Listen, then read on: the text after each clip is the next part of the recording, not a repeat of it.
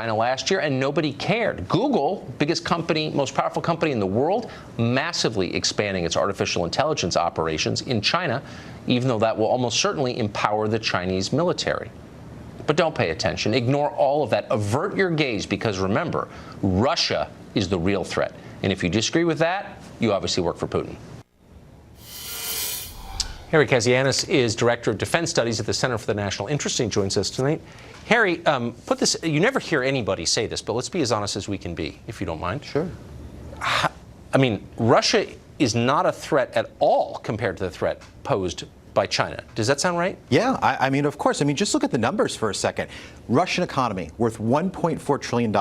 Not small, but not a superpower. Chinese economy, $11 trillion.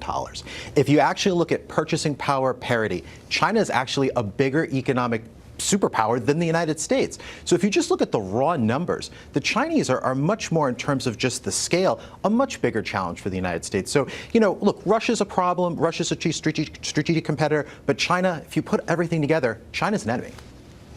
Which country is expanding more aggressively its military presence around the world, China or Russia? Oh, China, by far. I mean, even if you just look in East Asia for a moment, not even looking globally, the Chinese want to dominate the South China Sea, where you've got $5 trillion of shipping goods that are actually moving through that. That would allow the Chinese to dominate all of East Asia. They want to subjugate Taiwan, a democracy with 25 million people. They want to dominate the East China Sea. And they're building out all of their military in Asia to do this. And they're actually developing certain missiles to target our aircraft carriers. So the threat is very real when it comes to China. So which country, Russia or China, has hacked more information networks than the United States? I think this is a trick question. It's China. The Chinese, for example, have hacked pretty much every military industrial thing that we use to project military power. The F-35, worth over $1 trillion, the F-22, the Gerald Ford aircraft carrier, the V-22 Osprey, all of that is worth probably trillions of dollars. But also when you factor in things like AI, other things that they're trying to hack into, they essentially could become a superpower by just stealing all of this stuff off us. And they're doing that. So my final question, given everything you just said, which is all true, if you really cared about the United States, you'd be way more concerned about China than Russia. Our elites are not. So here's the final question.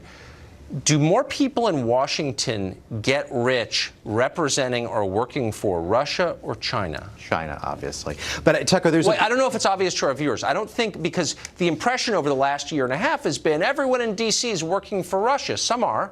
But as compared to the number like Madeleine Albright, who are doing business with China, much smaller number, correct? Yeah, and look, obviously the threat is China. And you know what, Tucker, this has been something that's building since 1991. Remember, the reason that the United States and China became friendly was because of the fall of the Soviet Union. Right. When the Soviet Union went to the scrap heap of history, there was going to be a strategic rivalry. Now that's been was put aside because of trade relations. We have a $650 billion trade relationship with China.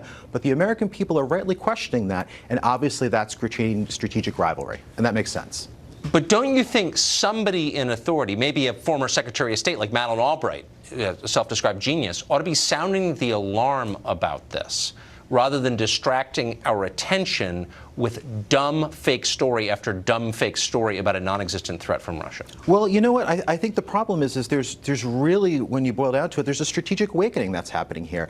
I think when you boil everything together, when you take China hacking into the OPM, stealing all our military industrial prowess, people are waking up to this, and it's the American people that are asking these questions. And I think Donald Trump is one of the people who's finally awakened all of us to this challenge. And when you put all of these things together, China pushing in the South China Sea, Taiwan, East China Sea, I think people are starting to get that the real threat is not Russia, it is in fact China. It's the threat of our time. There are a lot of things to criticize about Trump, but on this and a couple other core issues, he's absolutely right, and they hate him for that. Yeah. I mean, that's the truth. I'm sorry to say that. I'm not flacking for Trump. I'm just acknowledging reality because I care about America. Absolutely. Harry, thank you for that. Thank you. We've got a Fox News alert for you. As that segment was in progress, Defense Secretary James Mattis has signed orders tonight deploying up to 4,000 National Guard troops to the Mexican border. The Texas National Guard already has begun deploying 150 troops. Arizona has ordered up 250. There will be more, and we'll continue to follow the story, obviously, as it develops. The Trump administration says it plans to roll back an Obama-era policy that made schools more dangerous and has led to some of the tragedies we've recently covered. We'll give you details next.